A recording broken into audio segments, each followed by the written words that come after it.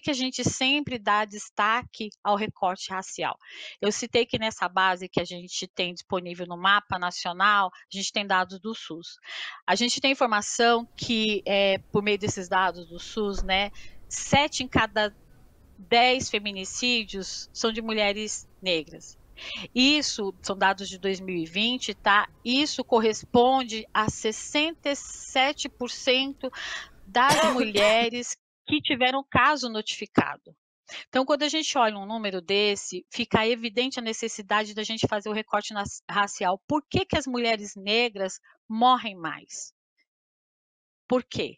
Então, a gente tem várias hipóteses aí. Eu posso trazer do universo de trabalho, né, que eu venho da ponta, né? Eu estou hoje como coordenadora da causa de violência contra mulheres e meninas, mas eu sou assistente social de formação e venho da ponta, trabalhei na política pública, trabalhei no terceiro setor, sempre na pauta de violência contra mulheres e meninas. E aí, por que que as mulheres negras são muito mais impactadas? Porque nem sempre a política pública chega a tempo para essas mulheres. Nem sempre uma mulher que está na periferia consegue se deslocar de forma tranquila para ir até uma delegacia, fazer um registro de ocorrência, pedir uma medida protetiva. Nem sempre essa mulher, quando tem filhos, tem com quem deixar esses filhos para fazer um atendimento especializado num centro de referência da mulher, numa casa da mulher brasileira, num CREAS, que é um instrumento da política pública de assistência social. Então, a mulher negra, por uma questão, um contexto bem amplo da estrutura do nosso país, ela sempre vai ter muito mais dificuldades para acessar a política pública na sua base, tá? Para garantir sua proteção, se for o caso, para garantir atendimento, para garantir orientação. Então, muitas vezes, essas mulheres negras que morrem sequer chegaram a algum tipo de atendimento. Então, a gente está olhando um cenário em que há uma distância muito grande entre a mulher que precisa do apoio, da orientação e o conhecimento que essa mulher tem para chegar na outra ponta, onde tem um agente público, um serviço público que vai poder dar vazão à demanda que ela traz.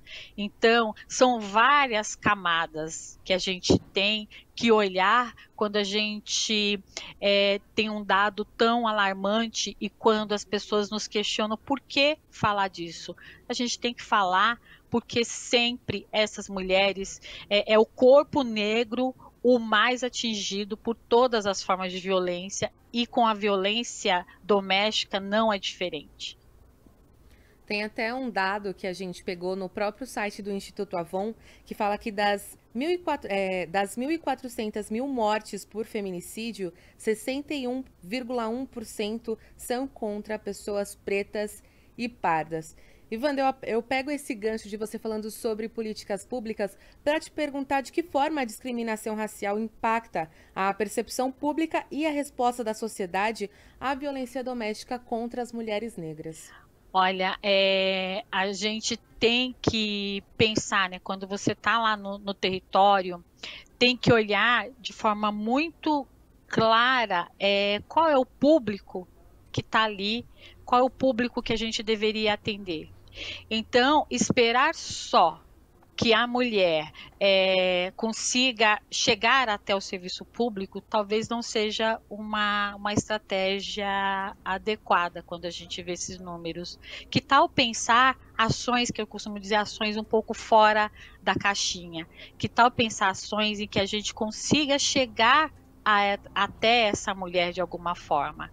Então, por meio de comunicação, por meio de ações de conscientização que possam ser capilarizadas.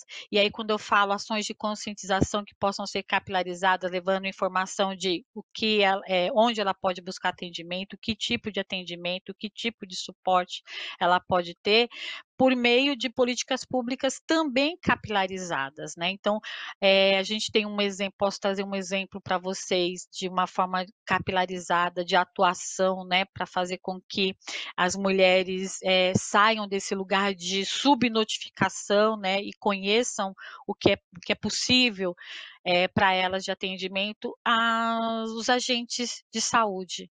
Por exemplo, as agentes de saúde, elas estão muito próximo da sociedade, muito próximo dos bairros, das casas, das famílias.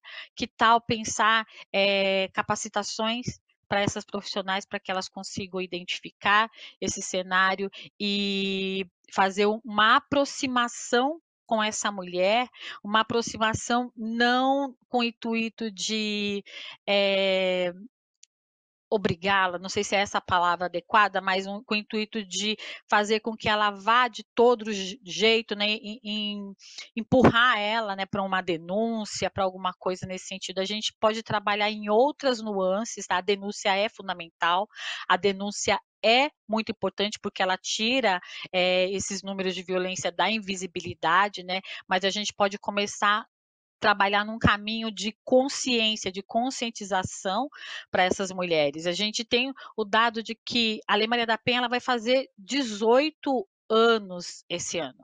Em agosto completa 18 anos. E aí é a lei mais conhecida do país. Quando você perguntar que lei você conhece, as pessoas falam a Lei Maria da Penha. Mas, a gente tem um outro dado que diz que, embora as pessoas conheçam a lei, elas não conhecem, as mulheres principalmente, não conhecem os mecanismos de proteção da Lei Maria da Penha. Apenas 20% das mulheres conhecem esses mecanismos de proteção. E provavelmente desses 20% de mulheres, talvez não estejam contemplados as mulheres negras. Elas não entendem completamente toda a proteção que tem da Lei Maria da Penha. Então, enquanto política pública, tem que se pensar sim em ações de conscientização, em levar todos para essa população todos os mecanismos previstos de proteção previstos na Lei Maria da Penha, porque só assim elas vão sentir-se confiantes de acessar tanto a política pública quanto, o sistema de justiça e outros meios de proteção que estão previstos na lei. Então a gente pensa que, por vezes, a informação, né, que leva à consciência, salva vidas sim. Conhecer os tipos de violência, conhecer os sinais da violência e saber principalmente onde buscar apoio para conseguir se fortalecer e assim seguir numa trajetória de mudança de vida.